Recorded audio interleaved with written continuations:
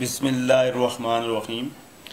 आज हम एक्सरसाइज 1.4 का क्वेश्चन नंबर 2 करेंगे, जिसमें हमारे पास ए मैट्रिक्स जो है हमारे पास -1 0 2 1 और जबकि बी मैट्रिक्स हमारे पास 3 2 है।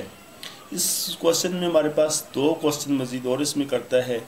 पहले क्वेश्चन में कह रहा है कि is it possible to find both a b and b a, और दूसरे क्वेश्चन में कह रहा है फाइंड द पॉसिबल प्रोडक्ट, यानी जो मुमकिन हो उसको आपने मल्टीप्लाई करना है। तो पहले हम ये देखेंगे कि ए बी और बी ए में से कौन सा पॉसिबल है और कौन सा पॉसिबल नहीं है। तो जैसा कि आपको पहले भी बता दिया गया है कि दो मैट्रिक्स उस वक्त मल्टीप्लाई होते हैं जब पहले मैट्रिक्स, जैसे ए बी दोनों मल्टीप्लाई हो रहे हैं, ए मल्टीप्लाई बी, तो ए मैट्रिक्स पहले नंबर पर है और बी मैट्रिक्स सेकंड नंबर पर है। तो पहले मैट्रिक्स के कॉलमों की तादाद और दूसरे मैट्रिक्स की रोज़ की तादाद बराबर हो तो वो मल्टीप्लाई मुमकिन है। कैसे, ये देखें हमारे पास ए मैट्रिक्स की दो कॉलम हैं और बी मैट्रिक्स की दो रोज़ हैं, तो लिहाजा ए मल्टीप्लाई बी मुमकिन है। इसी तरह अगर हम बी ए को देखें तो अब बी जो मैट्रिक्स है वो पहले आ रहा है और ए मैट्रिक्स बाद में आ रहा है, तो बी मैट्रिक्स के कॉलम एक हैं और ए मैट्रिक्स की रोज़ की तादाद 2 है। लिहाजा यहाँ कॉलमों और रोज़ की तादाद बराबर नहीं है, लिहाजा बी और ए मुमकिन नहीं है। यानी ए बी पॉसिबल है एंड यानी आप इसका क्वेश्चन का लिख सकते हैं ए बी is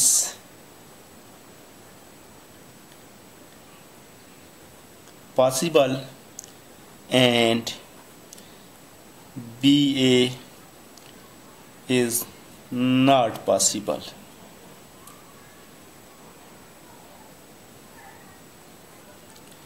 कि BA जो है पॉसिबल नहीं है। अब दूसरा क्वेश्चन है कि वो कह रहा है कि जो पॉसिबल है उसको फाइंड करें, यानी उस प्रोडक्ट को मालूम करें। तो पॉसिबल हमारे पास है ए बी, तो हम अब ए बी फाइंड करेंगे, ए बी।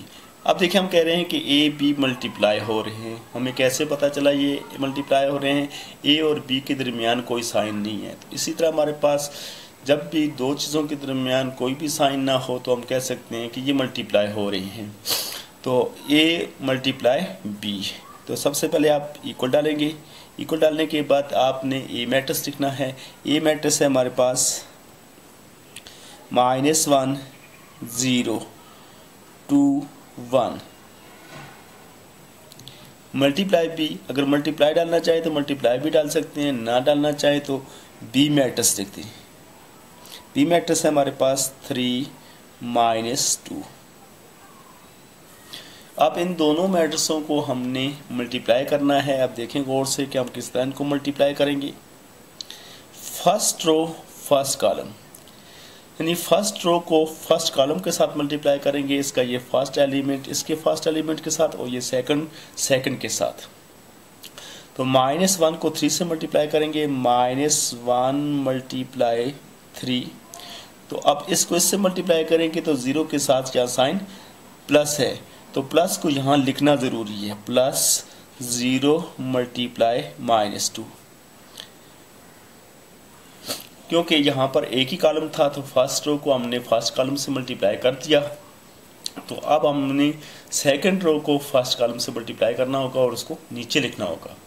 आप देख रहे हैं कि आपने फर्स्ट रो को फर्स्ट कॉलम से मल्टीप्लाई किया तो उसमें कहीं भी स्पेस नहीं देना। गलती वहाँ से हो जाती है जब आप उसमें स्पेस देना शुरू हो जाते हैं, क्योंकि ये एक रो एक कॉलम से मल्टीप्लाई हुए तो उसके नंबरों के दरमियान कोई स्पेस, कोई खाली जगह नहीं छोड़नी। अब हम इसी तरह अगर दूसरा कॉलम होता तो फिर यहाँ स्पेस देकर दूसरे कॉलम को अलग मल्टीप्लाई किया जाता फर्स्ट रो के साथ, तो यहाँ एक ही रो है। अब दूसरी रो को फर्स्ट कॉलम के साथ मल्टीप्लाई करेंगे और यहाँ नीचे लिखेंगे, 2 को 3 से मल्टीप्लाई करेंगे, 2 × 1 ना 2 × 3 2 × 3 +1 +1 × -2। अब हमने फर्स्ट रो को फर्स्ट कॉलम के साथ और सेकंड रो को भी फर्स्ट कॉलम के साथ मल्टीप्लाई कर दिया। तो अब हम इसको जिन नंबरों के दरमियान मल्टीप्लाई है उनको मल्टीप्लाई करना है, ये 1 और 3 के साथ। पहले ये साइन है, साइन को मल्टीप्लाई ज़रूर करें, minus plus minus 1 3 is 3, plus minus minus 0 को 2 से मल्टीप्लाई करेंगे 0 आ जाएगा। इसी तरह 2 3 or 6, plus minus minus 1 2 is 2। अब हम इसको हल करके लिखेंगे, -3 -0 तो ये -3 ही रहेगा, और 6 - 2 तो ये हमारे पास आ जाएगा 4। तो देखें जी, हमने आपके सामने ए और बी फाइंड किया, जिसमें हमारे पास आंसर जो है हमारे पास -3 और 4 आ रहा है। इसी तरह हमारे पास क्वेश्चन नंबर 3 है। क्वेश्चन नंबर 3 में हमारे पास जो मैट्रिक्स गिवन है क्वेश्चन नंबर 3, ए मैट्रिक्स है हमारे पास 4 1 3 1। बी मैट्रिक्स जो है इसमें हमारे पास एलिमेंट्स हैं 1 -1 -3 4। ये दो मैट्रिक्स हैं। इसी तरह हमारे पास C = 3 4 1 2। डी मैट्रिक्स है हमारे पास 1 -2 -1/2 और 2/3। ए और बी को फाइंड करना सिंपल सा है, तो मैं आपके सामने सबसे जो है सी और डी को मल्टीप्लाई करूंगा, ताकि आपके केस में फ्रैक्शन भी आ रही हैं तो ये आप आसानी से समझ सकें। इसमें लिखा है find a b and c d. A b आपने खुद इस पर ट्राई करनी है और सी डी में फाइंड करके बता देता हूँ। तो सबसे पहले लिखेंगे सी डी। सी मैट्रिक्स को सबसे पहले लिखेंगे 3 4 1 2। मल्टीप्लाई भी डाल सकते हैं। डी मैट्रिक्स को उसके बाद लिखेंगे 1 -2 -1/2 और 2/3। अब उसी तरह जिस तरह आपने पहले मल्टीप्लाई किया है फर्स्ट रो फर्स्ट कॉलम, तो 3 1 से मल्टीप्लाई होगा, 3 × 1 और +4 जो है इससे मल्टीप्लाई होगा, +4 × -1/2। इसी तरह ये हमारे पास फर्स्ट रो सेकंड कॉलम के साथ मल्टीप्लाई होगी, तो यहाँ थोड़ा सा स्पेस देना है, तो 3 × -2 और +4 × 2/3। इसी तरह हमारे पास फर्स्ट रो फर्स्ट कॉलम के साथ फर्स्ट रो सेकंड कॉलम के साथ मल्टीप्लाई हो चुका है। तो अब हम सेकंड रो को फर्स्ट कॉलम और सेकंड रो को सेकंड कॉलम के साथ मल्टीप्लाई करेंगे। तो सेकंड रो फर्स्ट कॉलम 1 × 1 +2 × -1/2 और इसी तरह ये हमारे पास 1 × -2 +2 × 2/3। अब इनको हम मल्टीप्लाई करेंगे। ये 3 1 इज़ 3 प्लस माइनस माइनस 4 1 से मल्टीप्लाई होगा 4/2 plus minus minus 3 2s are 6 plus 4 2s are 8 8/3। इसी तरह हमारे पास 1 1 is 1 plus minus minus 2 1 is 2 यानी 2/2 और इसी तरह हमारे पास minus plus minus 1 2 is 2 plus 2 2s are 4 4/3। जैसे कि आप देख रहे हैं कि ये 2 और 4 कट रहे हैं, ये 2 2 से कट रहा है और यहाँ पर ये बात मुमकिन नहीं है। यहाँ 2 1 is 2 2 2s are 4 और 2 1 is 2 2 1 is 2, तो हमने यहाँ इनको काट दिया। अब हम देख रहे हैं कि हमारे पास जो सूरत हाल बन रही है वो है 3 - 2 यानी 3 - 2